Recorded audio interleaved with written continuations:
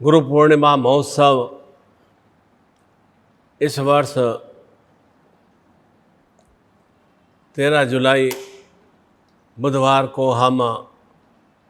संपन्न करेंगे। उसे संपन्न करने के पीछे विशिष्ट प्रयोजन या हेतु है। जिस तरह से संसार में एक शिशु जन्म लेने के साथ ही उसके माता पिता रक्षक बनते हैं, अर्थात हर रूप में उसकी वर्दी के लिए बराबर क्रियाशील रहते हैं, क्योंकि वह तो एक अबोध सा और बुद्धि युक्त होते हुए भी निर्बुद्धि सा, अर्थात वह कुछ भी स्वक्रिया नहीं कर सकता। इसीलिए माता पिता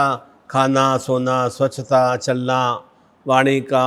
उच्चारण सिखाना, मधुरता, हर्ष, आनंद देने की अनेक अनेक क्रियाएं कई वर्षों तक उस शिशु के लिए, बालक के लिए उन्हें करनी होती है। और इस तरह की क्रियाएं करने से जब वह बालक थोड़ा बलिष्ठ हो जाता है तो संसार के भाव चिंतनों को, समाज के भाव चिंतनों को जीवन में किस तरह से व्यावहारिक बनाना है, उसी के लिए वह विद्यालय में जाकर शिक्षक से शिक्षा ग्रहण करता है। और जैसे जैसे वह शिक्षा ग्रहण करता है उसी के अनुरूप अपने जीवन के भरण पोषण के लिए वह कर्म करता है और पुनः वह वैसी क्रिया करता है जैसे उसके माता पिता ने शिशु रूप में उसे उत्पन्न किया। तो विवाह के बाद वह भी अपने स्वयं के लिए, परिवार के लिए, वंशवृद्धि के लिए संतान उत्पत्ति करता है और उसे भी पुनः वैसी क्रियाएं करनी होती है जैसे उसके साथ स्वयं के जन्म के समय माता पिता ने की थी। और ज्यों ज्यों हम इस तरह से वर्दी करते हैं तो अनेक अनेक तरह के अवरोध और बाधाएं आती ही रहती हैं। उन अवरोध और बाधाओं को हम, जो हमने शिक्षक से ज्ञान प्राप्त किया है या शिक्षा प्राप्त की है, उन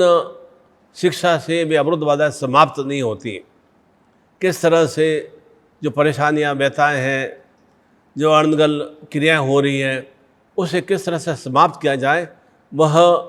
साधनात्मक ज्ञान, ईश्वरीय चेतना, ईश्वरीय आशीर्वाद वह हमें सद्गुरु प्रदान करता है। और उस सद्गुरु के माध्यम से ही अनेक अनेक जो भी संताप, कष्ट, पीड़ाएं या विषम स्थितियाँ आती हैं, तो उस चेतना को हम आत्मसात करते हैं, तब ही वे हमारी कुस्थितियाँ समाप्त होती हैं।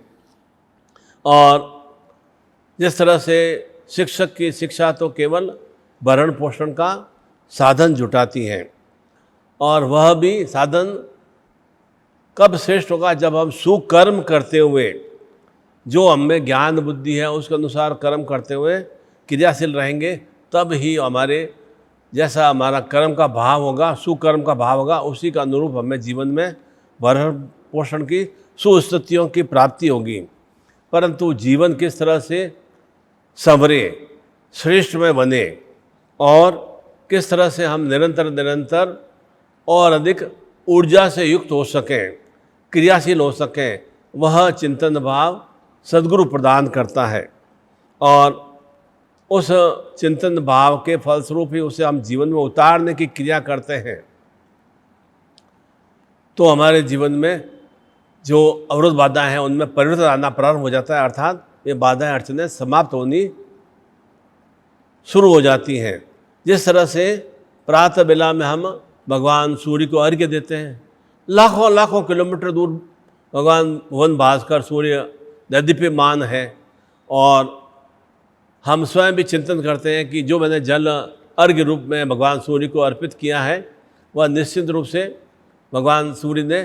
ग्रहण किया है। तो ठीक उसी तरह से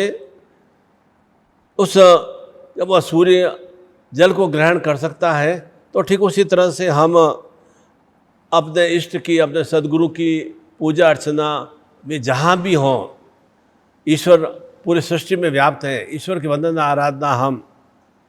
चिंतन भाव से करते हैं, तो निश्चित रूप से जिस तरह से जल भगवान सूर्य के पास पहुंचता है, ठीक उसी तरह से हमारी आराधना, उपासना, मंत्र जाप, साधना हमारे इष्ट के साथ, हमारे गुरु के पास, हमारे भगवान के साथ अवश्य ही पहुंचती है। इसलिए क्यों कहा जाता है कि मंत्राधीन देवता, देवता या देवी देवता मंत्रों के अधीन ही है। और जिस तरह से भगवान अलौकिक रूप में सृष्टि में विद्यमान है, ठीक उसी तरह से हमारी पूजा साधना भावों को वे ग्रहण करते हैं। उसी तरह से शाश्वत रूप में गुरु की वंदना आराधना करने से निश्चित रूप से गुरु की चेतना अवश्य ही प्राप्त होती है। इसीलिए गुरु पूर्णिमा महोत्सव पर सदगुरु का चिंतन भाव, पूजन अर्चन करने से, स्मरण करने से गुरु को हम अवश्य ही सुभावों के रूप में आत्मसात कर पाते हैं और उन्हीं सुभावों के फलस्वरूप जीवन में सुस्थितियों का विस्तार होता है और उन सुस्थितियों के फलस्वरूप जीवन में निरंतर निरंतर जो भी हमारी कामना इच्छा है वे पूर्णता की ओर क्रियाशील होती है। क्योंकि एक सांसारिक मनुष्य की एक सीमा होती है,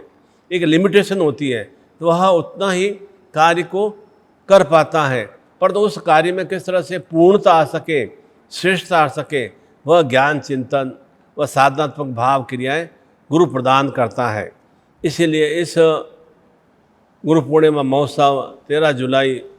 बुधवार दिवस को और विशेष रूप से यह ब्रह्मविष्टि गज केसरी योग और रिद्धि सिद्धि शुभ लाभ प्रदाता भगवान गणपति का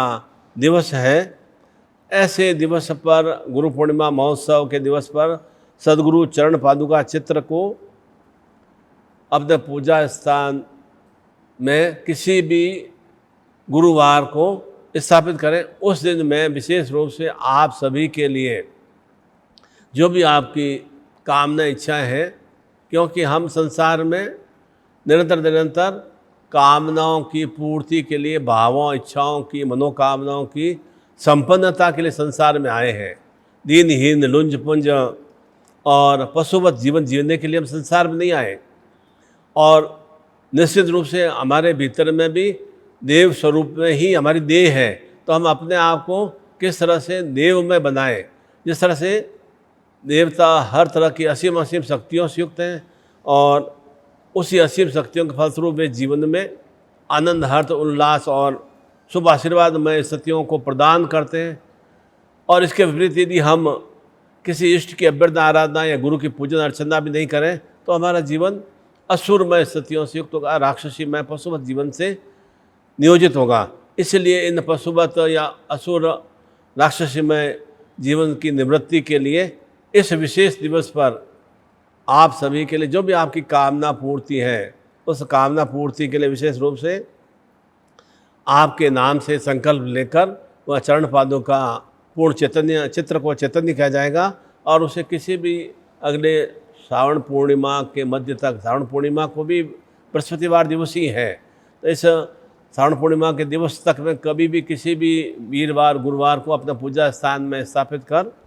और 21-21 बार गुरु मंत्र और चेता मंत्र का उच्चारण करें, जिससे कि निरंतर निरंतर मैं चैतन्य में बना रहूं। ओम प्रथम नारायण गुरुभ्यो नमः, अर्थात मैं उस परम तत्व को पूर्णता से आत्मसात कर सकूं। ओम ह्रीम मम प्राण दे रोम प्रतिरोम चैतन्य जागरण, अर्थात मेरे जीवन में एक आलस्य प्रमाद वाली या कुछ कुस्थितियाँ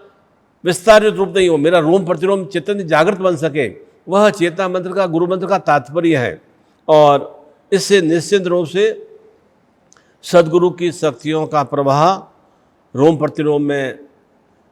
नियोजित होगा। क्योंकि पहले भी जैसे मैंने बताया कि गुरु को ही ब्रह्मा विष्णु महेश कहा गया है, गुरु को ही माता पिता बंधु बांधव सखा कहा गया है, तो निश्चित रूप से गुरु हर रूप में हमारे जीवन में सहयोगी रहता है। इसलिए कभी भी ऐसा क्षण नहीं आए कि हम अपने इष्ट से, अपने गुरु से एक क्षण के लिए भी दूर रहें। हर समय गुरु का स्मरण बना रहे। तो जितना जैसा जैसा हमारे भीतर में भाव चिंतन या स्मरण रहता है, उसी तरह की हमारे जीवन में शुभ क्रियाएँ बनती हैं। और यदि इसके विपरीत हम गुरु का स्मरण नहीं करें, पूजन अर्चना भी नहीं करें और शास्त्रों में उल्लिखित जो भाव चिंतन है उससे भी हम पूर्ण नास्तिक भाव से उसे नहीं माने, तो निश्चित रूप से जीवन में नाशमय स्थितियों का विस्तार होता है। और आस्तिक भाव से, आस्था भाव से करने से निश्चित रूप से आपके भी परिवार में जो भी सदस्य हैं उनका भी चिंतन भाव आपके प्रति आस्थामय बनता है। इसीलिए इस गुरु पूर्णिमा महोत्सव पर अवश्य ही जब भी आपको समय मिले, इस 13 जुलाई बुधवार को महोत्सव पर अवश्य ही अपने भाव चिंतन से पूजा स्थान में बैठकर वह 21-21 बार गुरु मंत्र और चेता मंत्र का उच्चारण करें और थोड़ा खीर का प्रसाद बनाएं और विशेष रूप से गुरु आरती और संपूर्ण विस्तुति करें, जिससे कि बार बार स्मरण करने से निश्चित रूप से गुरु भी हमारा ध्यान चिंतन रखता है। हम इसे स्मरण नहीं करेंगे, किसी को हम पुकारेंगे नहीं, किसी से वार्तालाप ही नहीं करेंगे, तो निश्चित रूप से फिर हमारे और उसके बीच में कोई संवाद नहीं बन पाएगा। तो निरंतर निरंतर हमारा इष्ट से, हमारे सदगुरु से संवाद बना रहे, उसी के लिए और हमारे मनोरथ कार्य पूर्ण रूप से संपन्न हो सकें, श्रेष्ठ रूप से संपन्न हो सकें, उसी के लिए विशेष रूप से इस दिवस पर संकल्प शक्ति के साथ पूजन अर्चन कर, जो भी आपके भाव चिंतन हो, संकल्प में हम भाव चिंतन नहीं तो व्यक्त करते हैं कि मेरे अमुक अमुक अभिलाषा इच्छाएं हैं, जब अमुक अमुक अभिलाषा इच्छाएं आप अपने फ़ोटो के साथ भेज देंगे तो विशेष रूप से फ़ोटो को चैतन्य कर और शक्तिपात दीक्षा प्रदान कर फ़ोटो वापस भेजा जाएगा और आपके नाम से ही वह चित्र तैयार करके बाय रजिस्टर्ड पोस्ट से भी आपको चित्र भेज दिया जाएगा और उसे नूतन रूप में अपना पूजा स्थान में रखेंगे, तो निश्चित रूप से जीवन में नूतनमय स्थितियों का विस्तार होगा और पूरे वर्ष भर में जीवन में प्रकाशमय स्थितियों की वृद्धि होती रहेगी। ऐसा ही मैं इस गुरु पूर्णिमा महोत्सव पर, व्यास पूर्णिमा महोत्सव पर, इस आषाढ़ी पूर्णिमा महोत्सव आपके जीवन में निरंतर सुमंगलमय श्रेष्ठमय स्थितियाँ रहे और ये आने वाले चतुर्मास हर रूप में देव शक्तियों से युक्त हो सकें और उनकी देव शक्तियों के प्रभाव से जीवन में जो भी असुर वृत्तियाँ हैं, राक्षसी वृत्तियाँ हैं, वे समाप्त हो सकें और दुख, विषाद, कष्ट, पीड़ा, बाधाएं आपकी पूर्ण रूपेण समाप्त हो सकें और जीवन में निरंतर सद इच्छाओं से, सब कामनाओं से और सुख, आनंद, हर्ष, सुहाग, सौभाग्य, संतान वृद्धि, कार्य, व्यापार, धन, लक्ष्मी से आप युक्त हो सकें। ऐसा ही इस आने वाले गुरु पूर्णिमा महोत्सव का आप सभी को शुभ मंगल में आशीर्वाद प्रदान करता हूँ। हरि ओम।